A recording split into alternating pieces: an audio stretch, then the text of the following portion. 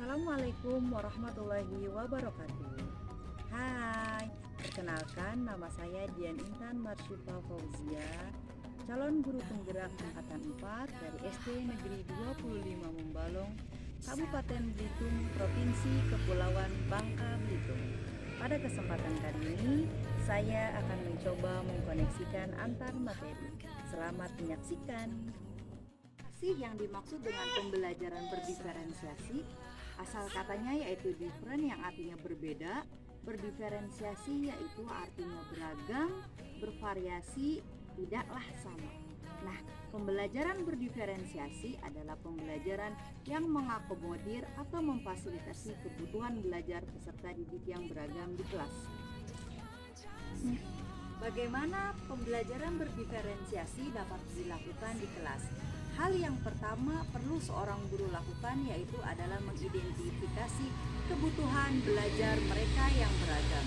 Caranya yaitu dengan memetakan kebutuhan belajar mereka.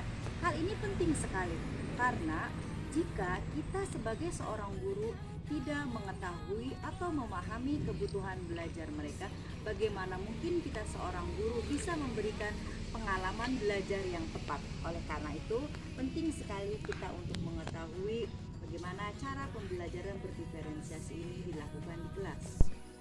Tomlinson mengkategorikan kebutuhan belajar peserta didik berdasarkan 3 aspek.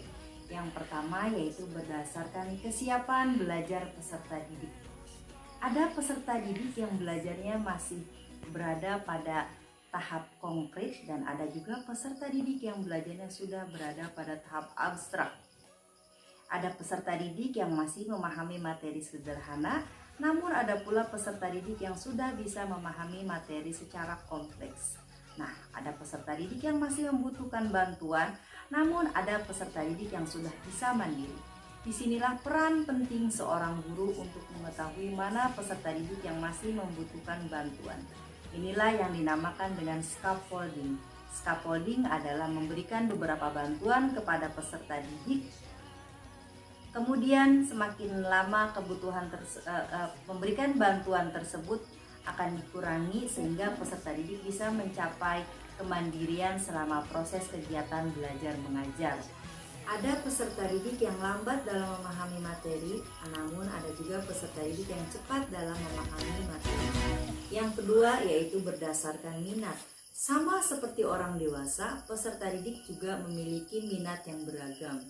Di antaranya ada peserta didik yang menunjukkan besar minatnya kepada olahraga, ada yang menunjukkan minatnya kepada akademik seperti matematika, sains, namun ada juga peserta didik yang minatnya ada pada musik. Untuk mengetahui minat peserta didik ini dapat membantu seorang guru untuk bisa memotivator peserta didik agar bisa berperan aktif selama proses kegiatan belajar mengajar berlangsung. Yang ketiga, berdasarkan profil belajar. Di sini ada lingkungan belajar, ada karena pengaruh budaya dan juga karena gaya belajar. Berdasarkan gaya belajar, ada peserta didik yang gaya belajarnya visual, misalnya dengan menonton video pembelajaran ataupun melihat materi berupa gambar-gambar yang ditempelkan oleh guru di papan tulis ataupun dengan melihat tayangan pada slide PowerPoint dan lain sebagainya. Ada peserta didik yang gaya belajarnya auditori, misalnya dengan mendengarkan guru bercerita ataupun dengan mendengarkan saat teman-teman berdiskusi dan lain sebagainya. Dan yang ketiga ada gaya belajar peserta didik kinestetik. Cara yang dilakukan oleh seorang guru untuk mengidentifikasi kebutuhan belajar peserta didik diantaranya bisa dengan survei, wawancara, ataupun kuesioner.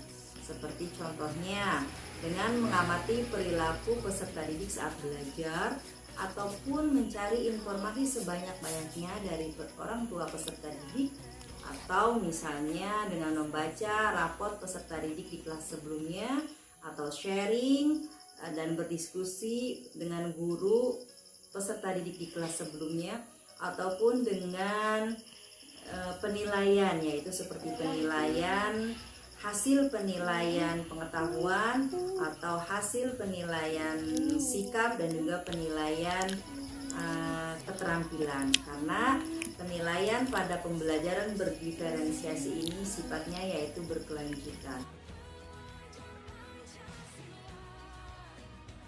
Yang ketiga yaitu dengan menerapkan 3 strategi pembelajaran berdiferensiasi dalam pembelajaran. Di antaranya yaitu ada strategi berdiferensiasi konten, yang kedua strategi berdiferensiasi proses, dan yang ketiga yaitu strategi berdiferensiasi proses.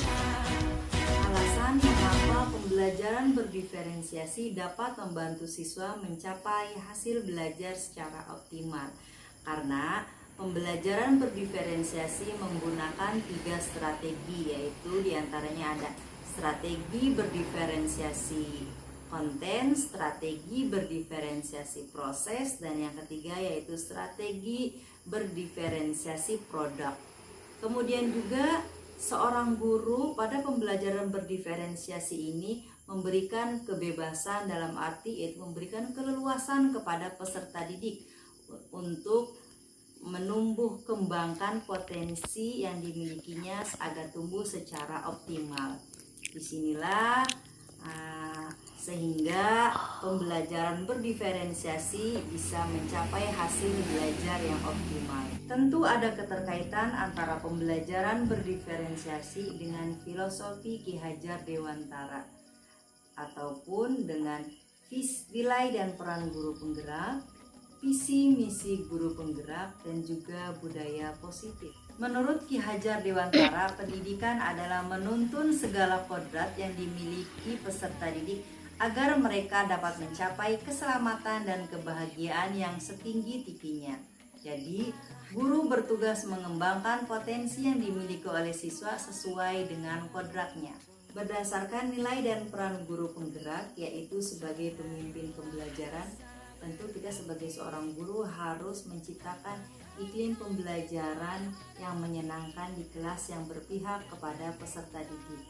Kemudian berdasarkan visi dan misi seorang guru penggerak, yaitu dapat mewujudkan profil pelajar Pancasila dan merdeka belajar, tentu melalui salah satunya dengan pembelajaran berdiferensiasi, dan juga perlu adanya budaya positif. Pengetahuan terhubung ke pengetahuan lainnya yang menyenangkan adalah membuat koneksinya.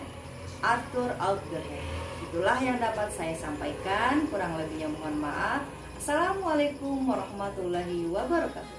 Sampai bertemu lagi. Dadah.